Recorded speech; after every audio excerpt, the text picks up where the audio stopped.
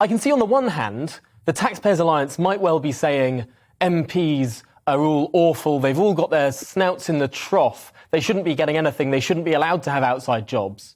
But on the other hand, from the perspective of taxpayers, maybe you think that MPs should only have outside jobs, that being an MP shouldn't get any taxpayer funding at all, and they should find ways to get cash for themselves that isn't out of the pocket of the taxpayer.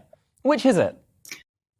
Well, historically, that is how it used to work. You know, MPs weren't paid for their work. But obviously now the demands of an MP have changed. A lot more people have the right to vote, so the constituency numbers are a lot higher. So I do think it's right that MPs are given a salary, but I also think it's right that they have the option to find work elsewhere if they want to. I mean, what constituent would turn down their MP if they were working part-time as a nurse or a doctor or, you know, a solicitor representing their constituents that way? So it's difficult to say what jobs are good and what jobs are bad. And I don't think we should be getting into this situation where we've got parliamentarians deciding who can do what and what jobs are good, what jobs are bad, and picking winners and losers effectively.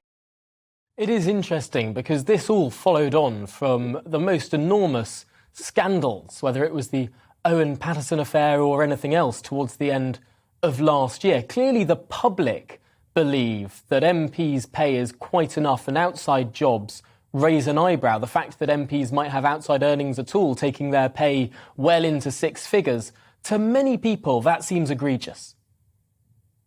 Yeah, and I think that's, you know, that's up to them if they feel like that. And what we should be doing is we should be allowing voters to have more control, and they should have the right to recall their MPs if they want to. Perhaps by increasing the threshold to 30%, then we could say that, you know, if people feel like their MP isn't spending enough time on their constituency work and is spending too much time on outside jobs that they don't feel are really adding to the parliamentary life, then they could recall their MP. But that system isn't in place at the moment. Instead, what we have is this system where MPs are deciding if another MP has broken the rules. MPs are deciding what the rules are. So I think it should be up to voters to decide that, which is why I think we should reform the system.